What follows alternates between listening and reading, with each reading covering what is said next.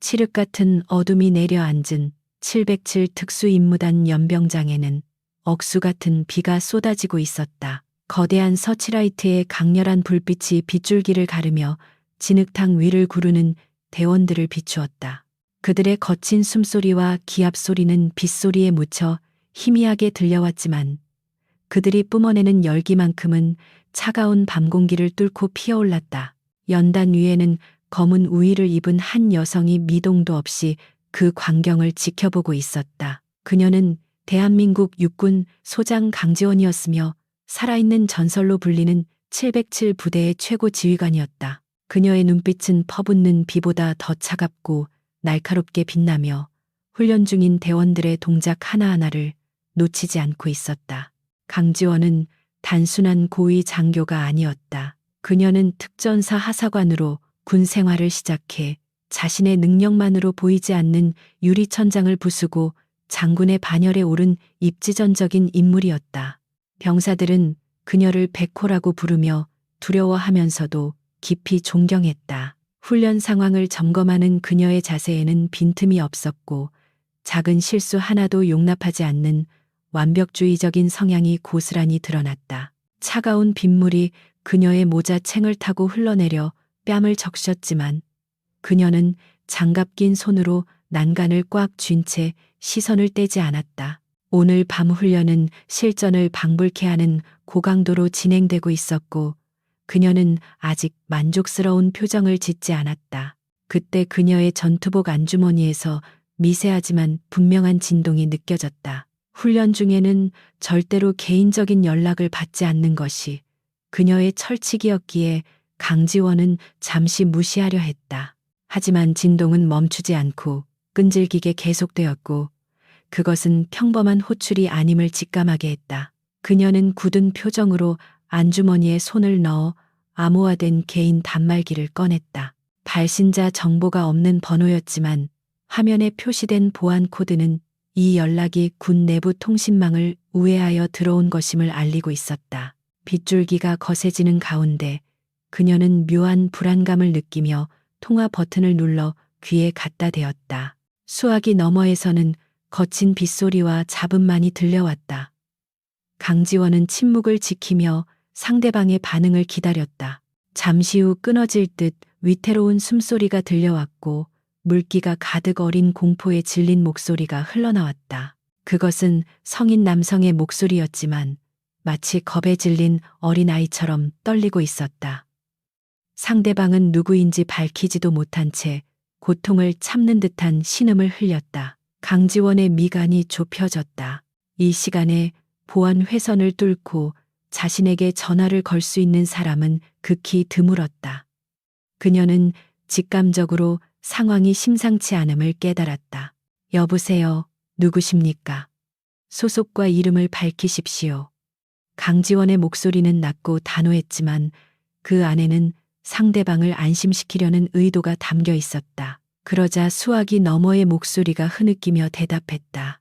교관님, 아니 장군님, 저예요. 민준입니다. 김민준입니다.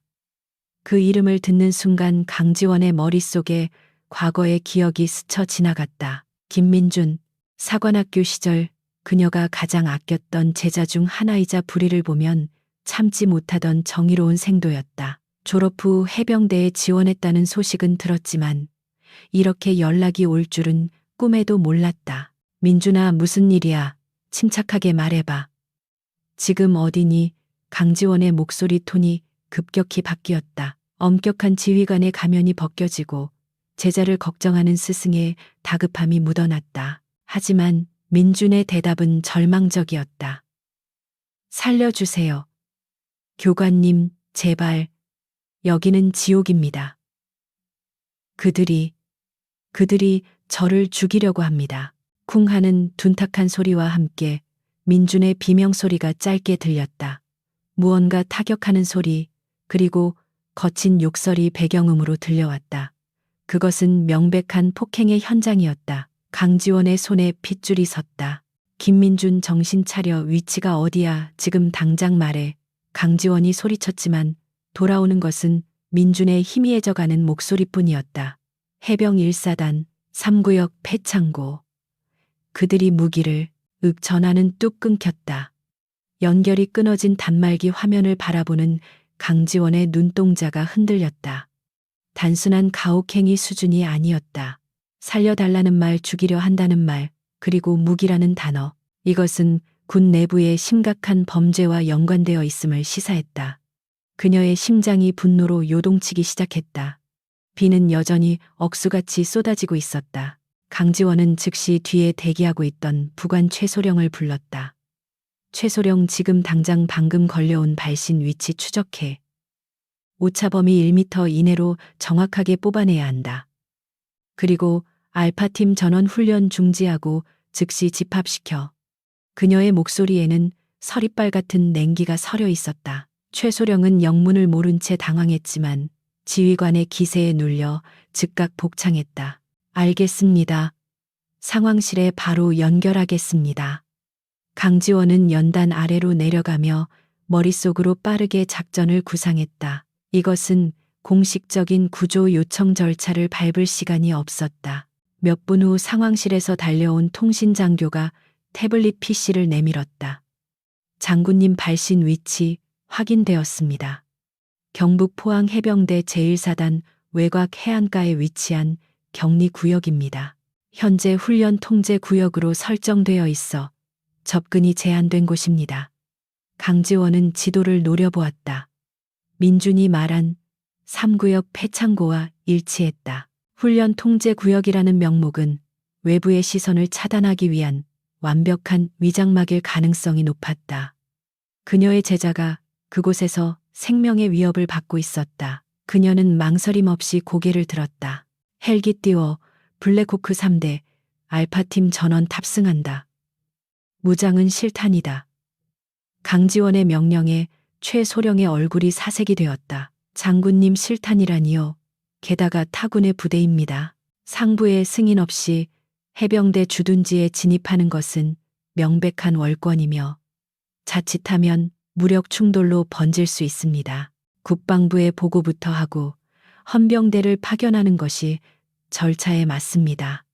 최소령의 말은 구구절절 옳았다. 하지만 강지원은 민준의 마지막 목소리를 기억하고 있었다. 보고하고 승인을 기다리는 그 짧은 시간 동안 민준은 죽을 수도 있었다. 강지원은 최소령을 차갑게 쏘아보았다. 그녀의 눈빛은 그 어느 때보다 단호했다. 보고 절차 밟다가 내 새끼가 죽으면 네가 책임질 건가? 모든 책임은 내가 진다. 군법 회의에 회부되든 옷을 벗든 내가 감당해. 지금 당장 내 명령대로 이행해. 5분 내로 이륙하지 못하면 관련자 전원 영창 보낼 줄 알아. 그녀의 기백에 눌린 최소령은 더 이상 토를 달 수 없었다. 그는 즉시 무전기에 대고 고함을 치기 시작했다. 전원 탑승 실탄 지급 반복한다. 실탄 지급 비상 상황이다. 연병장의 비상 사이렌이 울려 퍼지기 시작했다.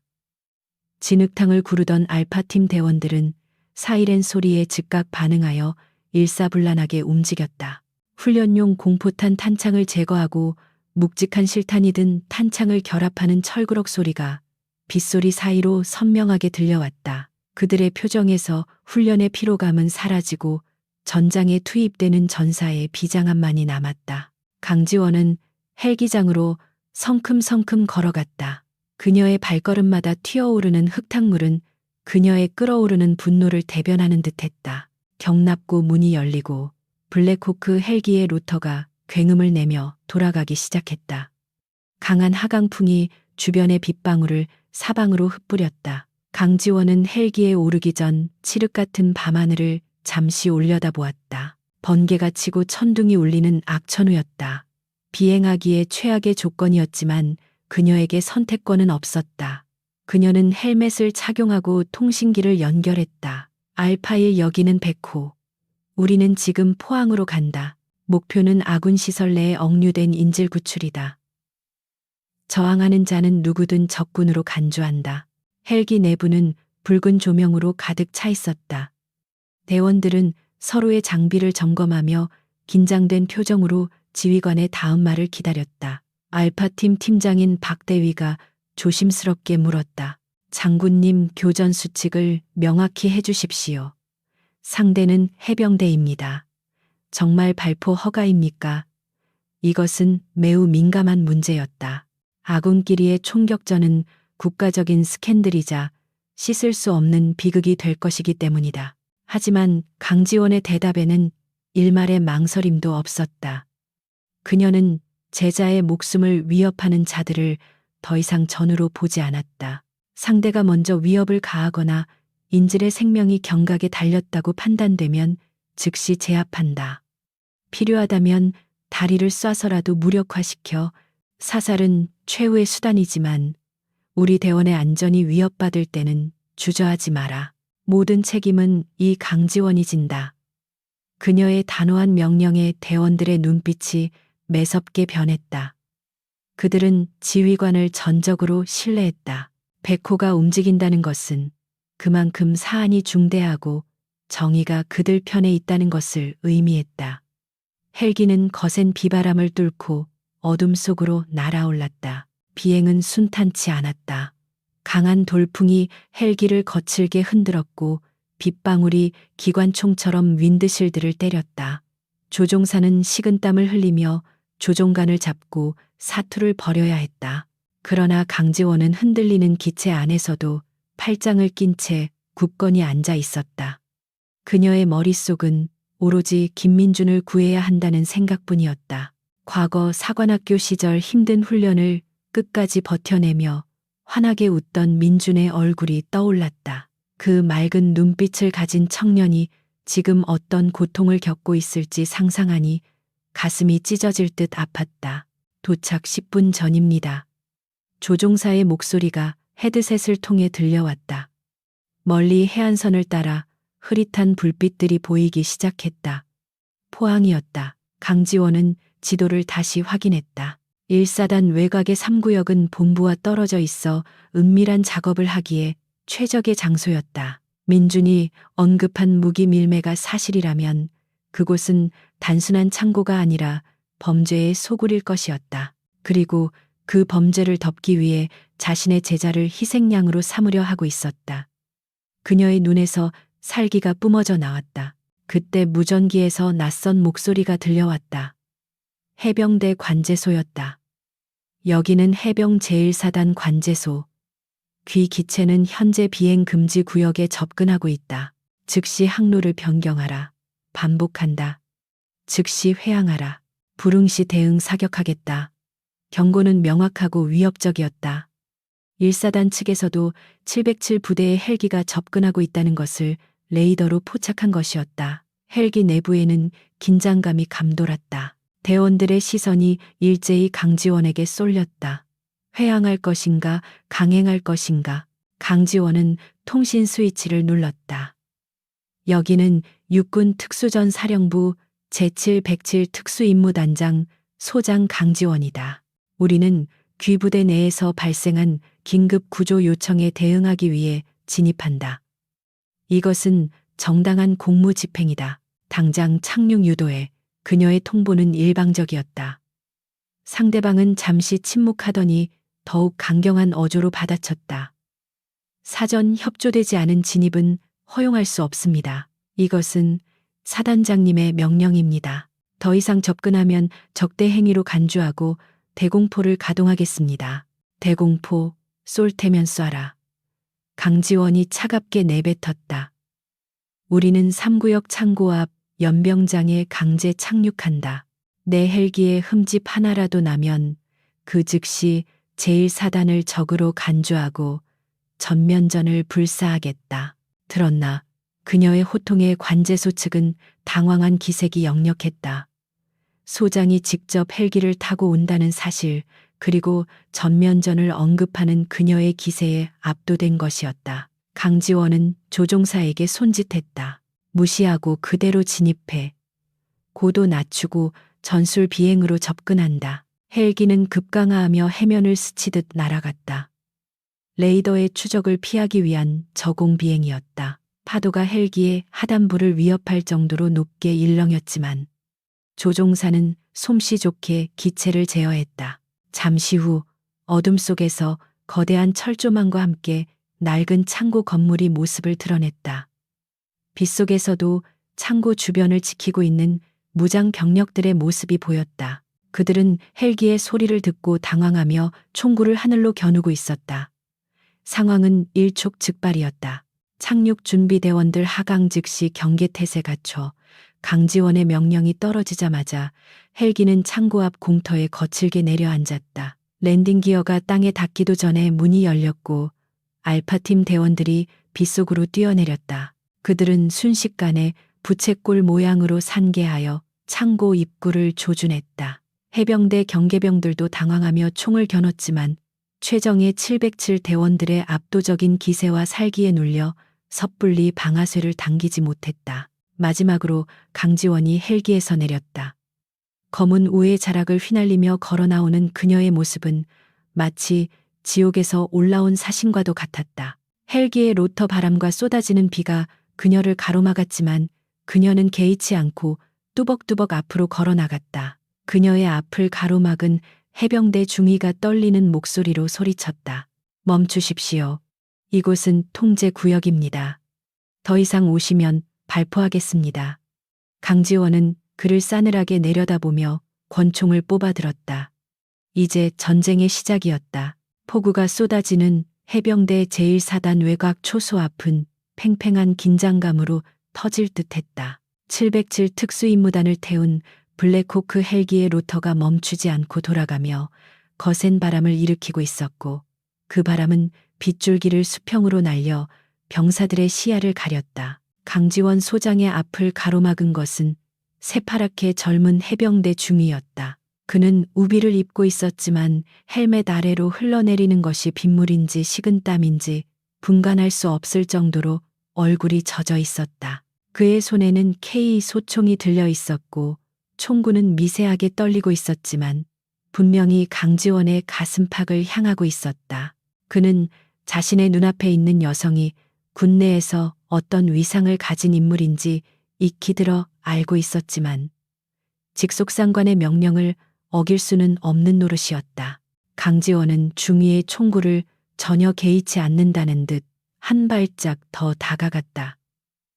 그녀의 검은 전투복 위에는 소장 계급장이 빗물에 젖어 차가운 은빛을 내뿜고 있었다. 그녀는 고글을 벗어 손에 쥐고 중위의 눈을 똑바로 응시했다. 그 눈빛은 폭풍우 속에서도 흔들리지 않는 등대처럼 강렬했고 동시에 상대를 압도하는 무거운 위압감을 담고 있었다. 그녀의 뒤로는 완전 무장한 알파팀 대원들이 그림자처럼 서서 언제든 사격할 준비를 마친 상태였다. 강지원의 입술이 천천히 열리며 낮지만 또렷한 목소리가 빗소리를 뚫고 울려 퍼졌다. 중위 자네의 소속과 관등 성명을 다시 한번 명확히 대라. 지금 자네가 누구에게 총을 겨누고 있는지 인지하고 있는가? 중위는 마른 침을 삼키며 대답하려 했지만 목소리가 잘 나오지 않았다. 그는 헛기침을 한 번 하고는 악을 쓰듯 소리쳤다. 해병 제1사단 헌병대 소속 일중대장 중위 최영진입니다. 현재 이곳은 박성훈 대령님의 특별 지시로 인해 민간인 및 타 부대원의 출입이 엄격히 통제된 구역입니다. 아무리 장군님이라도 사전 승인 없이는 한 발짝도 들이실 수 없습니다. 즉시 병력을 물리고 돌아가십시오. 이것은 경고가 아니라 최후 통첩입니다. 최중위의 목소리에는 두려움과 오기가 섞여 있었다. 그는 자신이 무너지는 순간 뒤에 있는 부하들도 모두 무너질 것이라는 것을 직감하고 필사적으로 버티고 있었다. 강지원은 최중위의 말에 코웃음을 쳤다. 박성훈 대령의 특별 지시라. 그 지시가 대한민국 국군 조직법과 군형법보다 위에 있는가? 나는 지금 긴급군안 신호를 받고 출동했다. 내 제자가 그리고 대한민국 군인이 이곳에서 불법적으로 감금당하고 생명을 위협받고 있다는 명백한 증거를 가지고 왔다. 자네는 지금 범죄 현장을 은폐하려는 자들의 공범이 되려는 건가? 그녀의 말은 정곡을 찔렀다. 최중위의 눈동자가 심하게 흔들렸다. 그 역시 최근 부대 내에서도는 흉흉한 소문을 모르지 않았다. 하지만 군인에게 명령 불복종은 곧 죽음과도 같았다. 그때 초소 뒤쪽에서 육중한 엔진 소리와 함께 장갑차 한 대가 나타났다. K200 장갑차였다. 장갑차는 요란한 궤도 소리를 내며 707 대원들과 해병대 병력 사이를 가로막고 멈춰 섰다. 장갑차 상부에 장착된 M60 기관총의 사수가 총구를 강지원 쪽으로 돌렸다. 상황은 걷잡을 수 없이 악화되고 있었다. 단순히 소총으로 위협하는 수준을 넘어 중화기가 동원된 것이다. 알파 팀장 박대위가 즉시 강지원의 앞을 막아서며 소총을 겨누었고 나머지 대원들도 일제히 사격 자세를 취했다. 금방이라도 총탄이 오갈 것 같은 일촉즉발의 상황이었다. 강지원은 박대위의 어깨를 잡아 옆으로 비키게 했다. 그녀는 기관총 사수를 올려다보며 소리쳤다. 쏠 테면 쏘아라. 하지만 방아쇠를 당기는 순간 너희들은 대한민국 국군이 아니라 반란군으로 규정될 것이다. 내 몸에 총알이 박히는 즉시 하늘에 떠 있는 아파치 공격 헬기가 이 기지를 초토화시킬 것이다. 너희들의 부모님이 반란군의 가족으로 손가락질 받으며 살게 하고 싶다면 어디 한번 당겨봐. 물론 아파치 헬기는 오지 않았지만 그녀의 거짓말은 완벽한 타이밍과 기세로 인해 진실처럼 들렸다. 사수의 얼굴이 하얗게 질렸다. 최중희는 더 이상 견딜 수 없다는 듯 소리쳤다. 장군님, 제발 돌아가 주십시오. 저희도 어쩔 수 없습니다. 대령님께서 이 구역을 사수하지 못하면 전원 영창을 보내겠다고 하셨습니다. 저희는 그저 명령을 따르는 군인일 뿐입니다. 그의 목소리는 거의 절규에 가까웠다. 강지원은 그 모습에서 연민을 느꼈지만 동시에 분노가 치밀어 올랐다. 윗선의 비리를 덮기 위해 죄 없는 하급 장교와 병사들을 총알바지로 내세우는 박성훈의 비열한 수법에 치가 떨렸다. 그녀는 결단을 내려야 했다. 시간을 끌수록 민준의 목소리는 점점 더 멀어져 갈 것이다. 명령을 따르는 군인이라. 그래, 군인은 명령에 죽고 산다. 하지만 부당한 명령에 복종하는 것은 군인의 명예가 아니라 노예의 굴종이다. 강지원은 싸늘하게 말했다. 그녀는 한 손을 들어 올려 귀에 꽂힌 인이어 마이크를 톡톡 쳤다. 스나이퍼 팀 타겟 식별했나? 그녀의 질문에 헤드셋 너머로 차분한 목소리가 들려왔다. 알파2 타겟 식별 완료. 장갑차 기관총 사수, 초소 지붕 위 저격수, 그리고 중위의 무전기입니다. 헬기에서 내리지 않고 상공에서 대기 중이던 혹은 주변 고지에 미리 침투한 저격수들이 이미 모든 조준을 마치고 대기 중이었던 것이다. 강지원은 최중위에게 마지막 기회를 주었다. 셋을 세겠다. 그 안에 길을 열지 않으면 우리는 무력을 사용하여 강제 진입한다. 이것은 내 마지막 잡이다. 하나, 그녀의 카운트다운이 시작되자 공기는 더욱 무겁게 가라앉았다. 빗줄기는 굵어졌고 천둥 소리가 멀리서 으르렁거렸다. 해병대 병사들은 서로의 눈치를 보며 불안에 떨었다. 그들은 전설적인 707 부대와 싸워서 이길 수 없다는 것을 본능적으로 알고 있었다.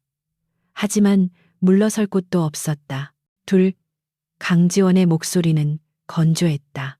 최중희는 입술을 깨물었다. 그의 손이 허리춤의 권총으로 향했다. 그것은 방어적인 본능이었지만 707 대원들의 눈에는 명백한 공격 의도로 비쳤다. 박대위의 손가락이 방아쇠에 걸렸다. 긴장이 최고조에 달한 순간 최중희가 입을 열었다. 전원, 사격 준비, 그가 비명을 지르듯 명령을 내렸다. 그 순간 강지원의 눈이 매섭게 빛났다. 셋, 제 앞에. 그녀의 짧은 명령이 떨어짐과 동시에 어둠 속에서 날카로운 파열음이 울려 퍼졌다. 타항단 한 발의 총성이 아니었다. 거의 동시에 울린 세 발의 총성이 하나처럼 들렸다. 첫 번째 탄환은 장갑차 위에 서치라이트를 박살냈다. 유리가 깨지는 소리와 함께 주변이 일순간 어두워졌고 사수는 놀라서 기관총에서 손을 떼고 뒤로 넘어졌다. 두 번째 탄환은 최중희가 잡고 있던 무전기를 정확히 관통했다. 최중희는 손에 전해지는 충격의 비명을 지르며 무전기를 떨어뜨렸다. 박살난 무전기 파편이 빗물 섞인 흙바닥에 나뒹굴었다. 누구도 예상치 못한 정밀 사격이었다. 세 번째 탄환은 가장 충격적이었다. 초소 옆에 세워져 있던 군용 트럭의 앞바퀴 타이어가 펑크나며 차체가 한쪽으로 급격히 기울었다. 엄청난 폭발음과 함께 트럭이 기우뚱하자 뒤에 숨어있던 병사들이 혼비백산하여 흩어졌다. 사람을 맞추지 않았음에도 불구하고 그 정확도와 파괴력은 해병대원들의 전의를 상실시키기에 충분했다. 이것은 경고였다. 다음 탄환은 너희들의 머리를 노릴 것이라는 무언의 메시지였다. 현장은 순식간에 아수라장이 되었다. 강지원은 혼란에 빠진 틈을 놓치지 않았다. 그녀는 순식간에 거리를 좁혀 최중희의 앞까지 다가갔다. 최중희가 멍하니 부서진 무전기를 바라보고 있을 때 강지원은 그의 멱살을 잡아채며 단숨에 제압했다. 그녀의 완력은 건장한 남성 장교 못지않게 강력했다. 봤나, 내 대원들은 너희를 죽일 수도 있었어. 하지만 빗나가게 쐈다. 왜인 줄 아나? 너희들은 적이 아니기 때문이다. 우리는 같은 군복을 입은 전우다. 그런데 너희는 왜 우리를 적으로 돌리려 하는가? 그녀의 일갈에 최중희는 얼어붙었다. 얼굴 바로 앞에서 느껴지는 강지원의 분노는 뜨거웠다. 주변의 해병대 병사들도 총구를 내리고 주춤거렸다. 압도적인 실력 차이를 목격한 그들은 더 이상 저항할 의지를 잃었다. 강지원은 최중희를 거칠게 밀어내고 장갑차를 향해 걸어갔다. 길을 비켜라. 내 제자가 저 안에서 죽어가고 있다. 또다시 내 앞을 막는 자는 그 누구라도 용서치 않겠다. 그녀의 선언은 빗소리보다 더 크게 병사들의 가슴을 때렸다. 장갑차 사수는 떨리는 손으로 기관총을 돌려 길을 터주었다.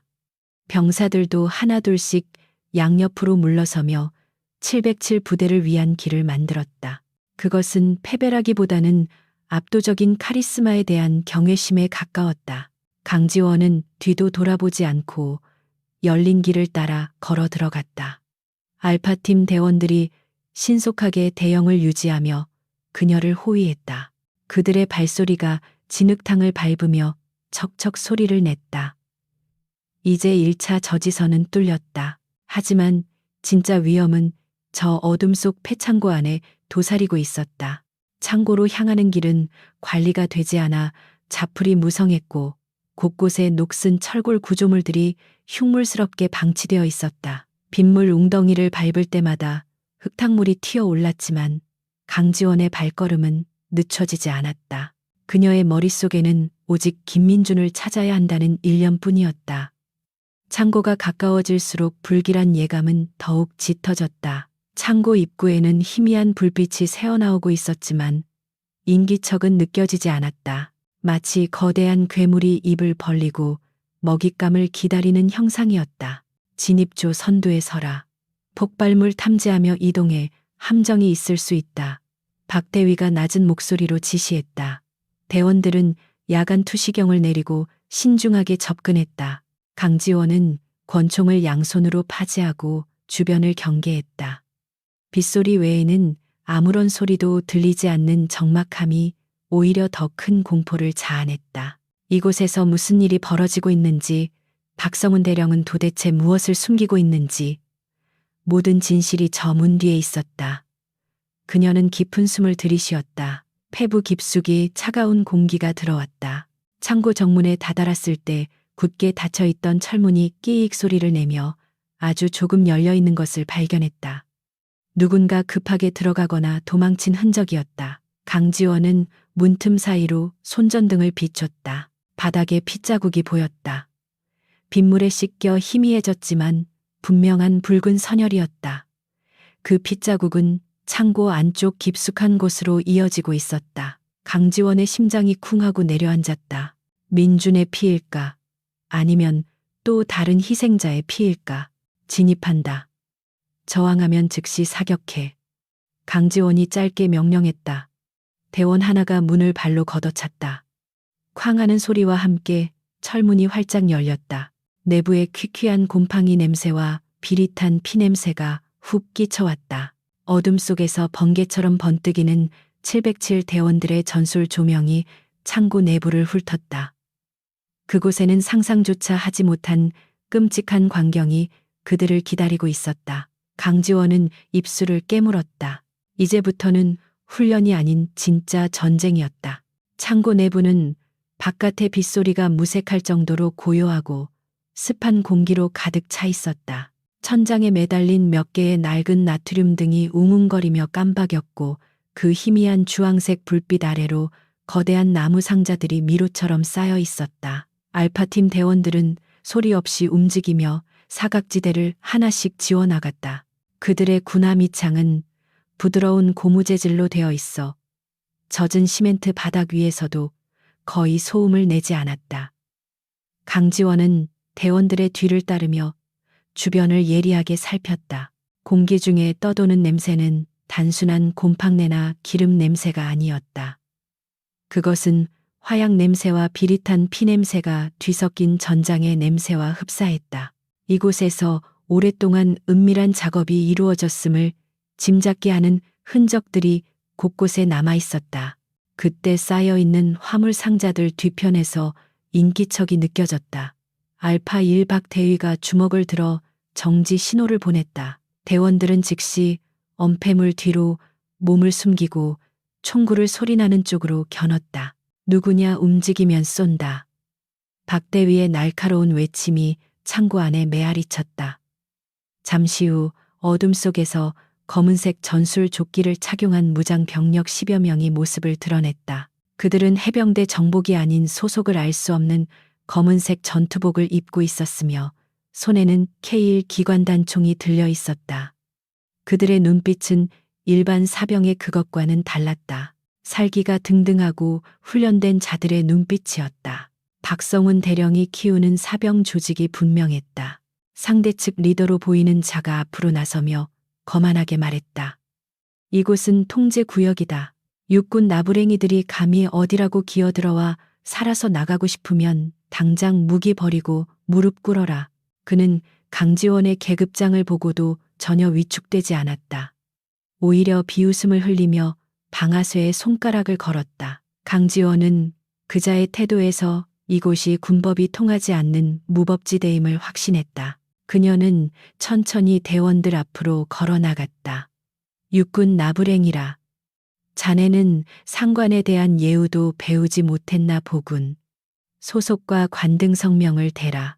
아니면 테러리스트로 간주하고 즉결 처분하겠다. 상관 내 상관은 오직 박성훈 대령님뿐이다. 사내의 고함과 함께 그가 총구를 들어 올리려 했다. 하지만 강지원의 반응이 훨씬 빨랐다. 그녀는 눈 깜짝할 사이에 거리를 좁혀 사내의 총열을 왼손으로 쳐내고 오른손으로 그의 턱을 정확히 가격했다. 억하는 단말마와 함께 사내는 뒤로 나뒹굴었다. 강지원은 쓰러지는 사내의 손목을 꺾어 총을 빼앗고 그대로 그의 가슴을 군화발로 밟아 제압했다. 순식간에 벌어진 일이었다. 주변에 있던 적들도 심지어 알파팀 대원들조차 그녀의 신속한 움직임에 혀를 내둘렀다. 이것이 바로 백호라 불리는 여자의 실전 능력이었다. 리더가 제압당하자 나머지 사병들이 당황하여 우왕좌왕했다. 그 틈을 놓치지 않고 알파팀 대원들이 들이닥쳤다. 총성이 울릴 틈도 없이 개머리판과 제압술이 난무하는 육탄전이 벌어졌다. 707 특수임무단은 대테러 작전의 최정예 부대답게 상대를 효율적으로 무력화시켰다. 뼈가 부러지는 소리와 고통에 찬 비명이 창고 안을 채웠다. 강지원은 바닥에 깔린 사내의 멱살을 잡아 일으켰다. 말해, 김민준 어디 있어? 그리고 여기서 무슨 짓을 벌이고 있는 거지? 그녀의 목소리는 지옥에서 들려오는 듯 낮고 서늘했다. 사내는 피 섞인 침을 뱉으며 킬킬거렸다. 찾아봐라. 이미 늦었을걸. 그 녀석은 이미 고기 조각이 되었을 테니까. 그 말은 강지원의 이성을 끊어놓기에 충분했다. 그녀는 사내의 얼굴을 다시 한번 가격하여 기절시켰다. 분노가 머리끝까지 치솟았지만 그녀는 냉정함을 잃지 않으려 애썼다. 감정에 휘둘리면 판단력이 흐려진다. 그녀는 심호흡을 하며 주변을 둘러보았다. 창고 안쪽 깊숙한 곳. 거대한 컨테이너 박스들로 가려진 구석에 부자연스러운 공간이 보였다. 직감이 그곳을 가리키고 있었다. 저쪽이다. 컨테이너 치워. 강지원의 지시에 대원 2명이 달려가 컨테이너 문을 열어젖혔다. 그 안에는 놀랍게도 지하로 내려가는 승강기가 숨겨져 있었다. 일반적인 군시설에는 존재하지 않는 비밀 통로였다. 승강기 문에는 최신식 전자도어록이 설치되어 붉은 빛을 깜빡이고 있었다. 통신장비 담당 대원이 즉시 달려들어 해킹 장비를 연결했다. 암호화 수준이 높습니다.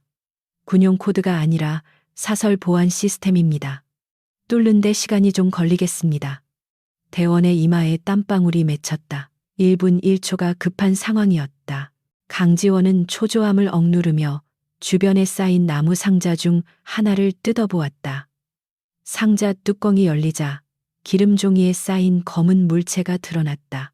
그녀가 포장을 벗겨내자 드러난 것은 대한민국 국군이 사용하는 제식 소총이 아니었다. 그것은 동유럽 국가에서 주로 생산되는 AK 계열의 불법 개조 소총이었다. 총번도 지워져 있었다. 명백한 밀수품이었다. 김민준이 말했던 무기라는 것이 바로 이것이었다. 박성우는 군 부대를 이용해 국제적인 무기 밀매를 하고 있었던 것이다. 이 사실이 밝혀지면 군 전체가 뒤집힐 대형 스캔들이었다. 장군님 뚫렸습니다. 대원의 외침과 함께 승강기 문이 윙 소리를 내며 열렸다. 안에서 뿜어져 나오는 공기는 더욱 차갑고 비릿했다. 강지원은 망설임 없이 승강기에 올라탔다. 알파팀 6명이 그녀와 함께 탔고 나머지는 입구를 방어하기 위해 남았다. 승강기가 덜컹거리며 아래로 내려가기 시작했다. 숫자가 지하 1층, 2층을 지나 계속 내려갔다. 해안가 지하 깊은 곳에 이런 시설을 만들었다는 것 자체가 경악스러운 일이었다. 강지원은 탄창을 확인하고 장전 손잡이를 당겼다. 안전장치 풀어. 이제부터는 진짜다. 승강기 문이 다시 열리자 붉은 비상등만이 켜진 긴 복도가 나타났다. 복도 양옆으로는 철문들이 늘어서 있었고 마치 감옥이나 고문실을 연상케 했다. 어디선가 둔탁한 타격음과 희미한 신음이 들려왔다. 강지원은 소리가 들리는 쪽으로 빠르게 이동했다. 복도 끝에는 중무장한 경비병 2명이 지키고 서 있었다. 그들은 승강기 문이 열리는 소리를 듣고 이미 총을 겨누고 있었다. 타타탕 총성이 복도를 울리며 벽에 불꽃이 튀었다. 강지원은 몸을 날려 벽 뒤로 숨었다. 섬광탄 투척 박대위가 소리치며 작은 캔을 던졌다. 쾅하는 폭음과 함께 강력한 섬광이 복도를 하얗게 물들였다. 경비병들이 눈을 가리며 비명을 지르는 사이 707 대원들이 진입하여 정확한 사격으로 그들을 쓰러뜨렸다. 강지원은 쓰러진 경비병들을 넘어 복도 끝에 있는 가장 큰 철문 앞으로 다가갔다. 문틈으로 붉은 피가 흘러나와 바닥을 적시고 있었다. 그녀의 손이 문 손잡이를 잡았다. 손잡이는 끈적거렸다. 불길한 예감이 현실로 다가오고 있었다. 강지원은 문을 발로 차서 활짝 열었다. 방 안의 광경은 참혹했다. 천장에 매달린 쇠사슬, 바닥에 널브러진 고문 도구들, 그리고 의자에 묶여 고개를 떨구고 있는 한 남자가 보였다. 그의 얼굴은 피범벅이 되어 알아볼 수 없을 정도였고 군복은 찢겨나가 맨살에 끔찍한 상처들이 드러나 있었다. 김민준이었다. 강지원의 눈에서 뜨거운 것이 울컥 솟구쳤다. 그녀는 비명을 지르듯 그의 이름을 불렀다. 민준아. 그녀가 달려가 민준의 밧줄을 풀려던 찰나 어둠 속에서 누군가가 박수를 치며 걸어 나왔다. 환영합니다. 강지원 장군. 여기까지 찾아오시다니 제자에 대한 사랑이 정말 눈물겹군요. 익숙한 목소리였다. 말끔한 정복 차림의 중년 남성이 시가를 피우며 모습을 드러냈다. 박성훈 대령이었다. 그의 뒤로는 10여 명의 무장한 용병들이 총구를 겨누고 서 있었다. 함정이었다. 그는 처음부터 강지원이 이곳까지 올 것을 예상하고 기다리고 있었던 것이다. 박성훈. 내 놈이 군인이냐, 어떻게 부하에게 이런 짓을 할 수 있어. 강지원이 이를 갈며 소리쳤다. 그녀의 분노는 극에 달해 있었다. 하지만 박성훈은 여유로운 미소를 지으며 연기를 내뱉었다.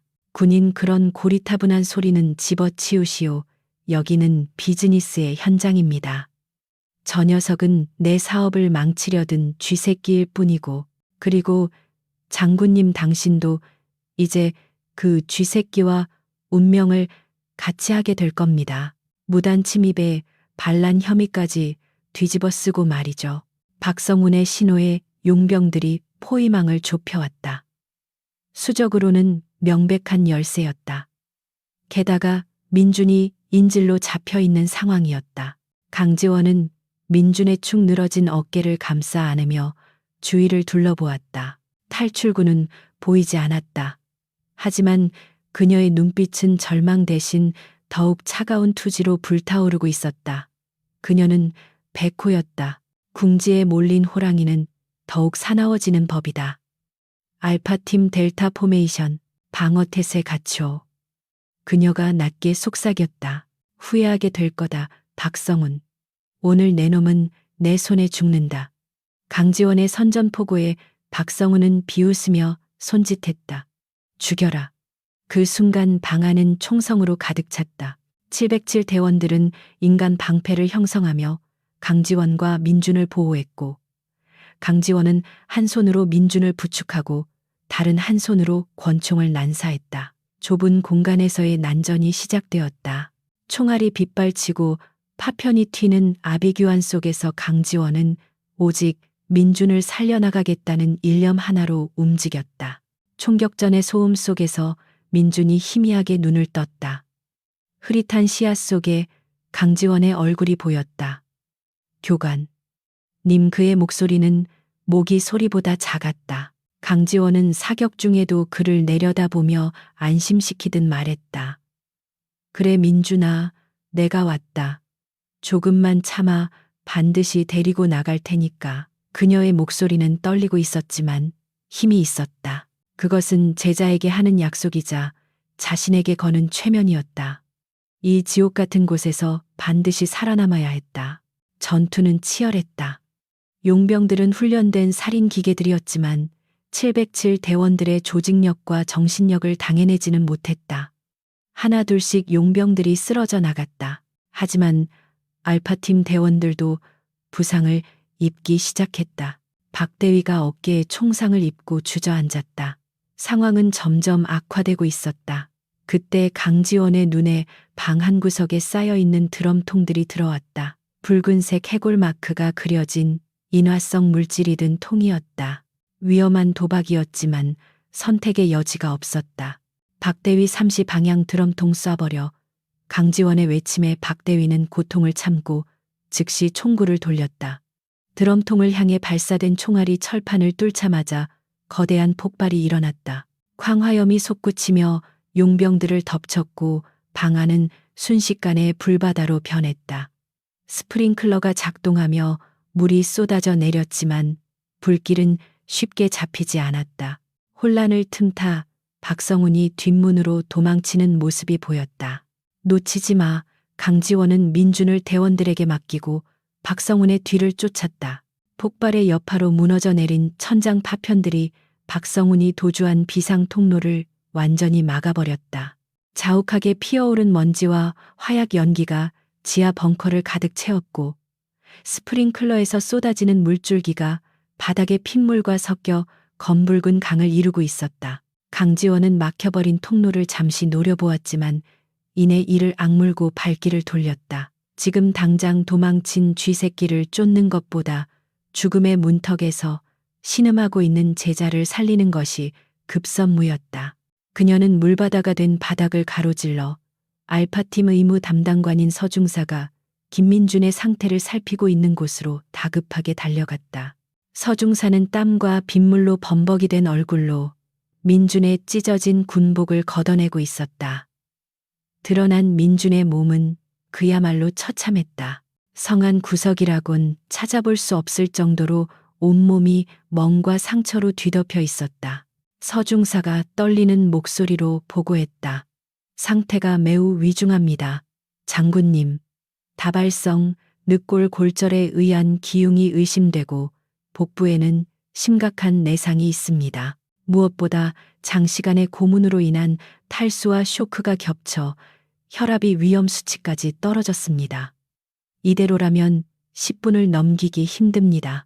강지원은 무릎을 꿇고 민준의 차가운 손을 잡았다.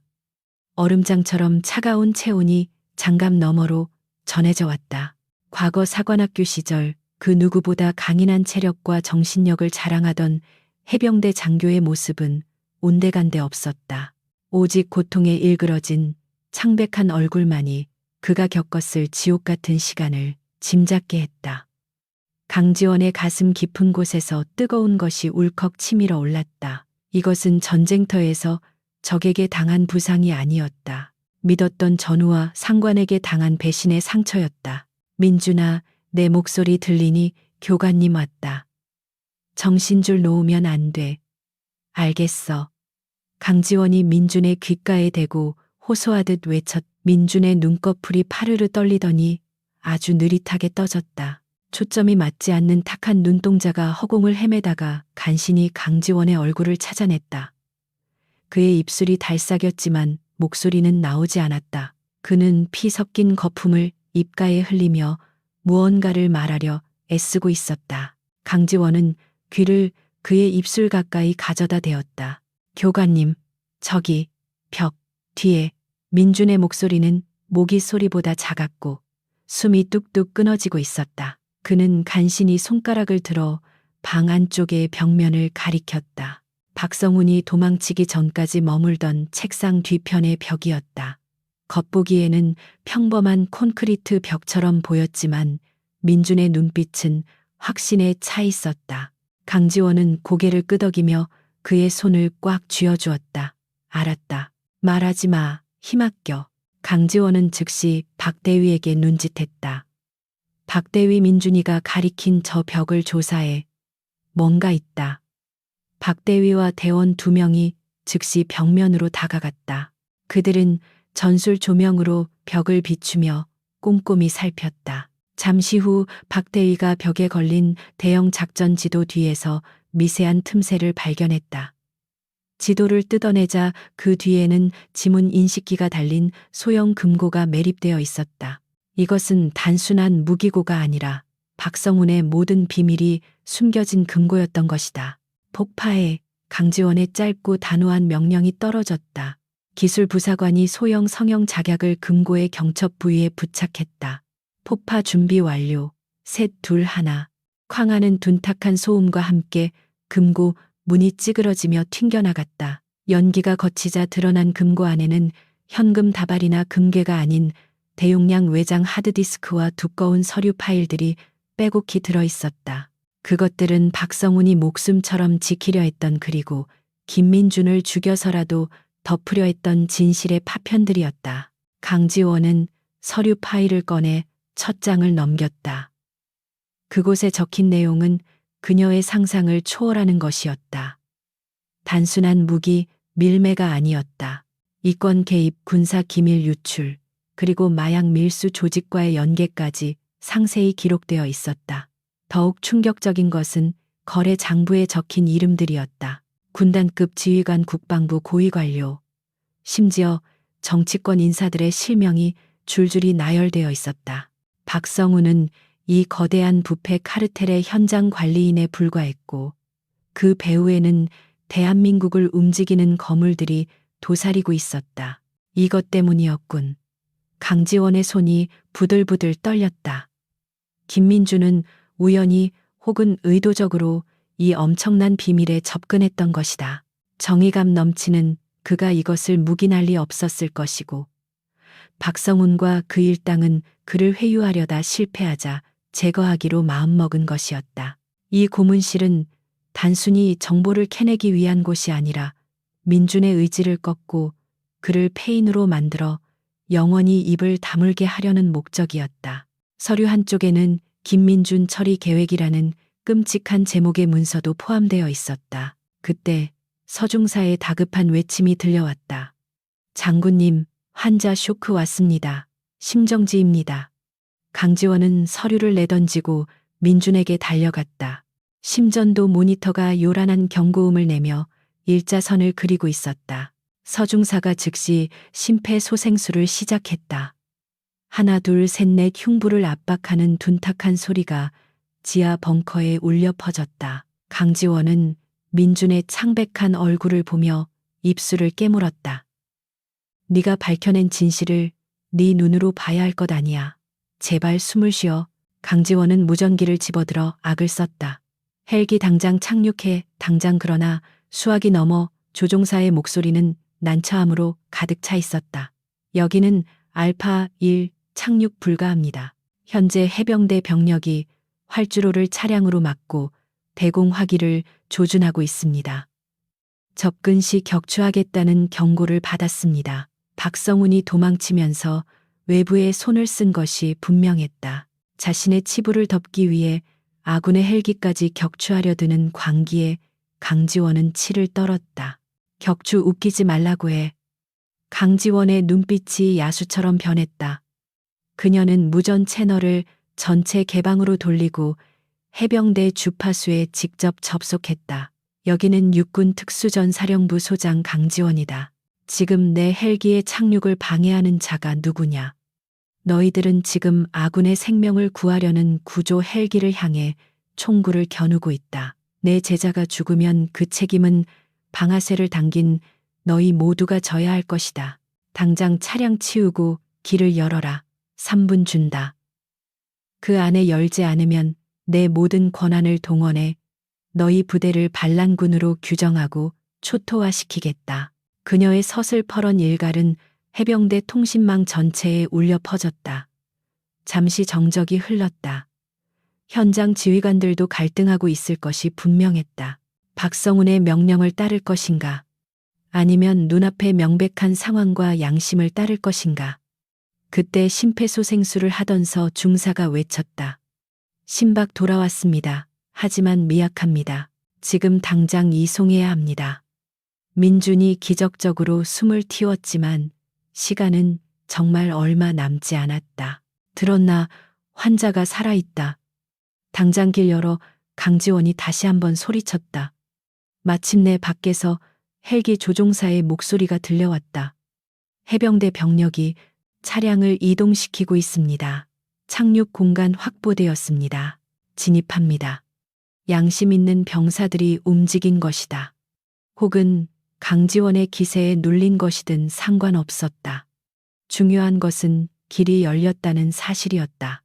강지원은 안도의 한숨을 내쉬며 대원들에게 손짓했다. 빨리 옮겨서 중사 이동 중에도 계속 처치해. 대원 4명이 민준을 들것에 싣고 달리기 시작했다. 강지원은 그들의 뒤를 따르며 엄호했다. 밖으로 나오자 거센 비바람과 함께 헬기의 서치라이트 불빛이 그들을 맞이했다. 해병대원들은 멀찍이 물러서서 그 광경을 지켜보고 있었다. 그들의 표정에는 혼란과 두려움이 섞여 있었다. 강지원은 그들을 탓할 시간이 없었다. 민준을 헬기 내부에 싣는 것을 확인하고 나서야 그녀는 발걸음을 멈췄다. 의무 헬기가 굉음을 내며 다시 밤하늘로 솟아올랐다. 강지원은 헬기가 시야에서 사라질 때까지 지켜보았다. 빗물이 그녀의 얼굴을 타고 흘러내렸다. 이제 가장 중요한 임무는 완수했다. 민준은 살아서 병원으로 갈 것이다. 하지만 그녀의 임무는 아직 끝나지 않았다. 아니, 이제부터가 진짜 시작이었다. 그녀는 품속에 챙겨둔 박성훈의 비리 장부와 외장 아들을 꺼내 방수팩에 단단히 밀봉했다. 이것은 단순한 증거가 아니라 썩어 빠진 환부를 도려낼 수술 칼이었다. 최소령이 증거물 가장 안전한 루트로 청와대 민정수석실과 국방부 장관에게 직접 전달해 중간 라인은 절대 거치지 마. 누구도 믿을 수 없다. 강지원이 최소령에게 방수팩을 건네며 은밀하게 지시했다. 최소령은 비장한 표정으로 고개를 끄덕였다. 알겠습니다, 장군님.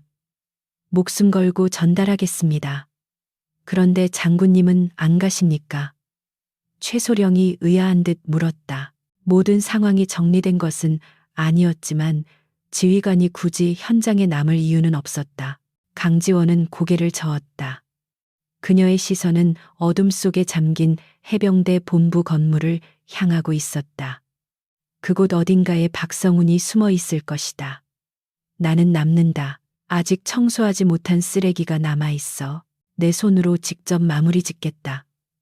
그녀는 권총의 탄창을 확인하고 다시 장전했다. 철컥거리는 금소금이 빗소리 사이로 선명하게 들렸다. 그녀의 눈빛은 먹잇감을 노리는 맹수의 그것처럼 차분하게 가라앉아 있었다. 알파팀 2조는 최소령을 호위해서 복귀한다.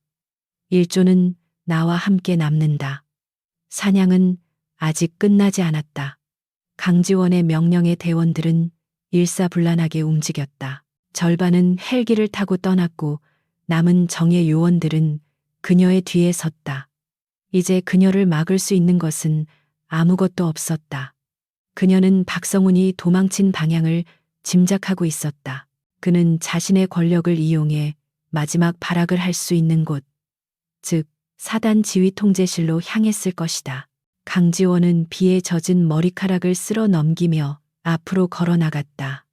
진흙탕 위로 그녀의 군화 자국이 깊게 패였다. 그녀가 지나가는 곳마다 해병대원들은 모세의 기적처럼 길을 터주었다. 감히 그녀의 앞길을 막을 엄두를 내지 못하는 것이었다. 소문으로만 듣던 백호의 위압감은 실로 대단했다. 그녀는 그들의 시선을 무시한 채 오직 박성훈이라는 목표물만을 향해 직진했다. 이제 곧 날이 밝을 것이다. 하지만 그 전에 이 기나긴 밤의 어둠을 걷어내야 했다. 강지원은 차가운 빗줄기를 맞으며 맹세했다. 김민준이 흘린 피 한 방울까지 모두 갚아주겠노라고. 그리고 군복을 입은 자격이 없는 자들에게 진정한 군인의 심판이 무엇인지 보여주겠노라고. 그녀의 발걸음은 점점 더 빨라졌고 그녀의 뒤를 따르는 알파팀의 그림자는 더욱 짙어졌다. 폭풍의 눈은 이제 사단 본부로 이동하고 있었다. 새벽이 가까워오고 있었지만 해병대 제1사단 본부 건물은 대나처럼 환하게 불을 밝히고 있었다. 강지원 소장과 알파팀 1조가 본관 로비에 들어서자 당직 사관과 경비병들이 놀라 자리에서 벌떡 일어났다. 진흙과 빗물로 뒤범벅이 된 검은 전투복 허벅지에 찬 권총, 그리고 등 뒤에 선 완전 무장한 특수부대원들은 이곳이 안전한 후방의 행정시설이 아님을 웅변하고 있었다. 강지원의 눈빛은 건물의 공기를 얼어붙게 만들 만큼 차가웠다. 그녀는 경비병들이 제지할 틈도 주지 않고 중앙 계단을 향해 성큼성큼 걸어갔다. 그녀의 군화 소리가 대리석 바닥을 울릴 때마다 로비에 있던 모든 인원의 심장이 덩달아 쿵쿵 뛰는 듯했다. 계단 입구를 지키던 헌병 2명이 곤봉을 들고 앞을 막아섰지만 그들의 표정은 공포로 질려 있었다. 정지, 이곳은 사단장님과 참모들만 출입할 수 있는 통제구역입니다. 신분을 확인해 주십시오. 헌병의 목소리는 떨리고 있었다. 강지원은 걸음을 멈추지 않고 그들을 스쳐 지나가며 나직하게 말했다. 비켜라. 다치고 싶지 않으면.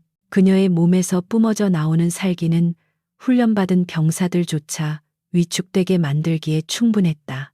헌병들은 마치 보이지 않는 힘에 밀려나듯 저절로 뒷걸음질 쳤고 강지원은 거침없이 2층 상황실로 향했다. 그녀의 뒤를 따르는 알파팀 대원들의 총구는 전방과 후방을 완벽하게 경계하고 있었다.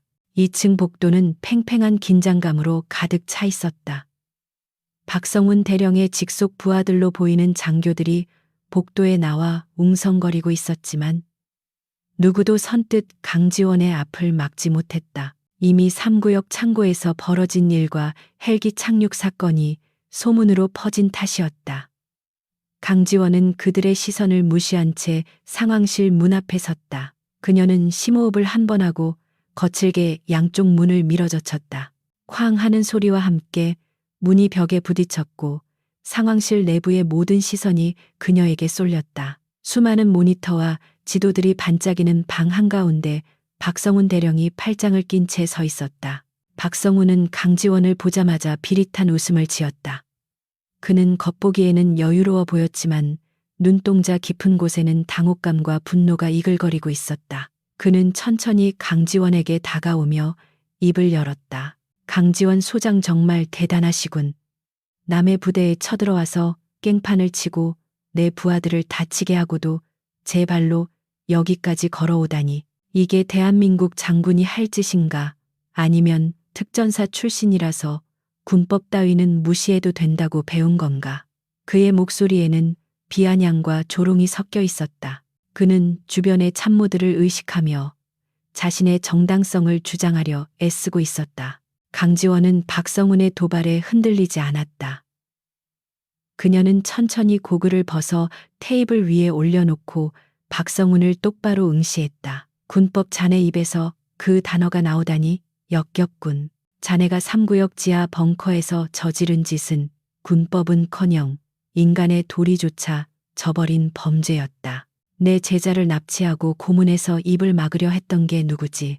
무기 밀매와 마약 거래로 군의 명예를 더럽힌 게 누구냐고 묻고 있다. 그녀의 목소리는 높지 않았지만 상황실 구석구석까지 명확하게 전달되었다. 참모들의 얼굴이 사색이 되어 서로를 쳐다보았다. 박성훈의 얼굴이 불그락푸르락해졌다. 그는 책상을 주먹으로 내리치며 고함을 질렀다. 닥쳐. 어디서 증거도 없는 헛소리를 짓거리는 거야. 그 녀석은 군사 기밀을 유출하려던 간첩 혐의자였어. 내가 그를 신문한 건 정당한 방첩 활동이었다. 네가 지금 감싸고 도는 그놈이 바로 국가를 팔아먹으려던 쥐새끼란 말이다. 그리고 너도 그놈과 한패인가. 그래서 이렇게 불법적으로 병력을 동원해 구출하려 한 거냐. 그는 적반하장으로 나오며 강지원을 몰아세웠다. 그는 자신의 지위를 이용해 거짓을 진실로 둔갑시키려는데 익숙한 자였다. 증거. 강지원은 차가운 미소를 지었다. 증거라면 차고 넘치지. 자네가 지하 벙커 금고에 숨겨두었던 외장 하드와 거래 장부 이미 내 손에 있다. 그리고 지금쯤이면 그 사본이 청와대와 국방부 장관실 책상 위에 올라가 있을 거다. 그 말을 듣는 순간 박성훈의 표정이 완전히 무너져 내렸다. 여유롭던 가면이 벗겨지고 밑바닥에 숨겨진 공포가 드러났다. 그는 믿을 수 없다는 듯 뒷걸음질 쳤다. 거짓말. 그 금고는 절대 뚫릴 리가. 그가 중얼거렸다. 그가 중얼거렸다. 그가 중얼거렸다. 강지원은 한 발짝 더 다가갔다. 내 놈이 믿던 그 보안 시스템도 네 뒤를 봐주던 정치인들도 이제 너를 구해줄 수 없어. 꼬리 자르기가 시작될 테니까. 자네는 이제 끝났다.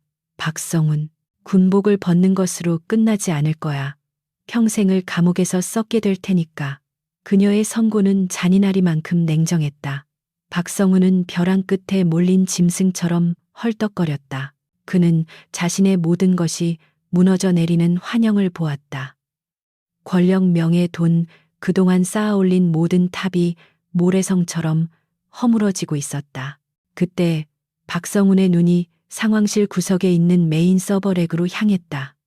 저 서버에는 아직 백업하지 못한 최근의 거래 내역과 자금 세탁 경로가 저장되어 있었다. 만약 저것까지 넘어간다면 자신뿐만 아니라 자신의 가문 전체가 멸문지화를 당할 것이었다. 그는 이성을 잃고 소리쳤다. 헌병대 뭐하고 있어. 저 여자를 당장 체포해 반란군 수계다. 사살해도 좋다. 쏘라고 그의 고함에 상황실에 대기하던 헌병들이 머뭇거리며 총을 들었다. 하지만 그들의 총구는 갈피를 잡지 못하고 흔들렸다. 알파팀 대원들이 즉시 강지원을 에워싸고 대응 사격 자세를 취했다. 좁은 상황실 안에서 수십 개의 총구가 서로를 겨누는 일촉즉발의 대치 상황이 벌어졌다. 헌병대장은 땀을 뻘뻘 흘리며 박성훈과 강지원을 번갈아 쳐다보았다. 대령님. 하지만 상대는 소장님입니다.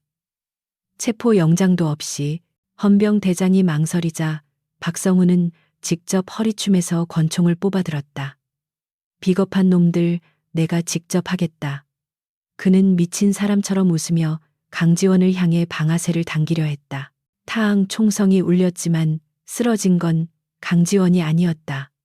박성훈의 손에 들려있던 권총이 허공으로 튀어 올랐다. 강지원이 눈 깜짝할 사이에 권총을 뽑아 박성훈의 손을 정확히 맞춘 것이었다. 박성훈은 손을 부여잡고 비명을 지르며 바닥에 쓰러졌다. 으아악, 내 손 상황실은 순식간에 아수라장이 되었다. 헌병들은 놀라서 총을 내렸고 알파팀 대원들은 즉시 박성훈에게 달려들어 그를 제압했다. 강지원은 연기가 피어오르는 총구를 들이대며 쓰러진 박성훈을 내려다보았다. 내가 말했을 텐데. 내 부하가 다치면 그 대가를 치르게 해주겠다고. 강지원의 목소리는 지옥에서 들려오는 심판관의 목소리 같았다. 박성훈은 고통과 분노로 일그러진 얼굴로 그녀를 노려보았다. 내가 감히 나를 쏴. 내가 누군지 알아. 우리 삼촌이 누군지 아냐고. 너는 내일 아침이면 옷 벗게 될 거야. 군사 재판에 회부돼서 총살당할 거라고. 그는 끝까지 자신의 패배를 인정하지 않고 악을 썼다. 그의 오만함은 뼈에 사무쳐 있었다. 강지원은 권총을 다시 홀스터에 꽂고 박성훈의 멱살을 잡아 일으켰다. 네 삼촌이 국방부 장관이라도 상관없어. 대한민국 군대는 내 놈들의 사유물이 아니다.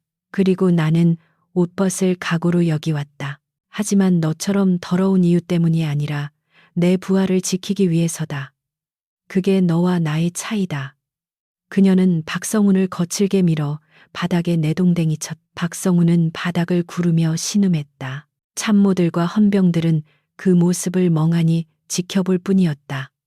그동안 절대 권력으로 군림하던 박대령의 몰락은 너무나 허무하고 처참했다. 그녀는 상황실에 있는 통신 장교에게 고개를 돌렸다. 지금 당장 국방부 직통회선 연결해. 장관님과 직접 통화하겠다. 통신 장교는 얼떨결에 예, 알겠습니다. 라고 대답하고 급히 콘솔을 조작했다. 강지원은 박성훈이 파괴하려 했던 서버렉으로 다가가 알파팀 기술 담당에게 눈짓했다. 이 서버 지금 당장 봉인하고 데이터 확보해. 하나도 빠짐없이 긁어모아. 기술 담당 대원이 즉시 장비를 연결했다. 박성훈은 바닥에 엎드린 채 그 모습을 지켜보며 절망적인 신음을 흘렸다. 박성훈은 마지막 발악으로 소리쳤다. 이건 함정이야. 조작된 증거라고. 나는 억울해. 나는 국가를 위해 일했을 뿐이야. 자금이 부족해서, 부대 운영비가 부족해서 어쩔 수 없었다고. 그의 변명은 구차하고 초라했다. 강지원은 그를 싸늘하게 내려다보며 말했다. 국가를 위한다는 핑계로 자신의 배를 채우고 부하를 희생양으로 삼는 게 네가 말하는 애굽이냐. 그 더러운 입 다물어. 재판장에서나 실컷 떠들어라. 그녀의 일갈에 박성훈은 고개를 떨구었다. 상황실의 분위기는 완전히 강지원에게 넘어왔다. 헌병들도 이제는 사태를 파악하고 박성훈을 경계하는 눈빛으로 바라보았다. 강지원은 수화기를 건네받았다. 국방부 장관의 목소리가 들려왔다. 강 소장, 도대체 무슨 일인가? 지금 자네 부대가 해병 1사단을 점거했다는 보고가 들어왔네. 사실인가? 장관의 목소리는 당황과 우려로 가득 차 있었다. 강지원은 차분하게 대답했다. 장관님 보고 드립니다. 해병 제1사단 박성훈 대령을 군영법 제44조 항명 및 특수감금 그리고 군사기밀보호법 위반 혐의로 긴급 체포했습니다. 그녀는 계속해서 보고를 이어갔다. 또한 박 대령이 주도한 대규모 무기 밀매 조직과 관련된 결정적인 증거를 확보했습니다. 이 모든 사태의 전말이 담긴 자료가 지금 장관님실로 가고 있습니다. 부디 확인해 주시고 올바른 판단을 내려주시기를 부탁드립니다. 강지원의 목소리에는 한치의 흔들림도 없었다. 수화기 너머로 잠시 침묵이 흘렀다. 장관은 사태의 심각성을 인지하고 깊은 고민에 빠진 듯했다. 박성훈의 배경을 모를 리 없는 장관에게도 이것은 정치적으로 매우 부담스러운 일이었다. 하지만 강지원은 물러설 생각이 없었다. 만약 군이 이 문제를 덮으려 한다면 저는 제가 가진 모든 증거를 언론에 공개하고 전역하겠습니다. 국민들이 판단하게 할 것입니다. 그것은 최후 통첩이었다. 군 수뇌부를 향한 선전포고나 다름없었다. 장관은 한숨을 내쉬며 대답했다. 알겠네, 강 소장.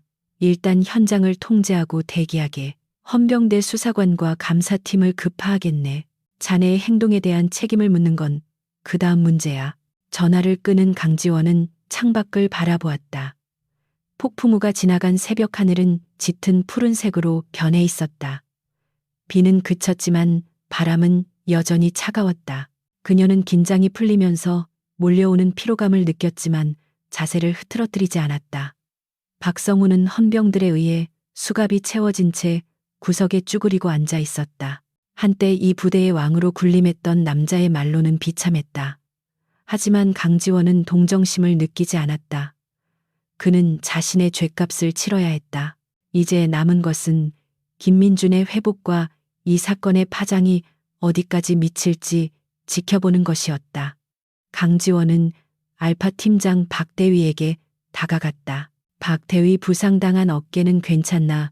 그녀가 걱정스럽게 묻자 박대위는 씨구으며 대답했다. 찰과상입니다. 장군님이 쏘신 드럼통 덕분에 살았습니다. 오늘 정말 멋지셨습니다. 대원들은 지친 기색이 역력했지만 그들의 눈빛은 승리감으로 빛나고 있었다. 그들은 오늘 군인으로서 가장 명예로운 일을 해낸 것이었다. 그때 본부 건물 밖에서 헬기 소리가 들려왔다. 국방부에서 보낸 수사팀이 도착한 것이었다. 강지원은 옷매무새를 다듬고 다시 고글을 썼다. 이제부터는 총칼 없는 전쟁 정치와 법의 전쟁이 시작될 것이었다. 그녀는 준비되어 있었다. 그녀가 지키고자 했던 것은 단순한 제자 한 명이 아니라 군인이 가져야 할 정의와 신념 그 자체였으니까. 강지원은 문을 열고 들어오는 수사관들을 향해 당당하게 걸어 나갔다. 국방부 조사본부 소속 헬기 세대가 요란한 굉음을 내며 해병대 연병장에 착륙했다. 거센 프로펠러 바람이 흙먼지를 일으키는 가운데 정복을 갖춰 입은 헌병 장성들과 검은 양복을 입은 군 검찰 수사관들이 굳은 표정으로 내렸다. 그들의 선두에는 국방부 조사본부장인 최 중장이 서 있었다. 그는 깐깐하고 원칙주의자로 소문난 인물이었지만 이번 사태가 정치적으로 얼마나 민감한지 누구보다 잘 알고 있었다. 최 중장은 엉망이 된 부대 정문과 곳곳에 배치된 707 대원들을 보며 미간을 찌푸렸다. 이것은 단순한 하극상이 아니라 군 역사상 유례없는 특수부대 간의 무력 대치 상황이었다. 상황실의 문이 열리고 최 중장이 참모들을 대동하고 들어서자 실내의 공기는 더욱 무겁게 가라앉았다. 수갑을 찬 채 바닥에 앉아있던 박성훈 대령은 최 중장을 보자마자 마치 구세주라도 만난 듯 벌떡 일어나려 했다. 그러나 뒤에 서 있던 알파팀 대원이 그의 어깨를 강하게 눌러 제지했다. 박성훈은 억눌린 신음과 함께 소리쳤다. 본부장님, 저 여자가 미쳤습니다.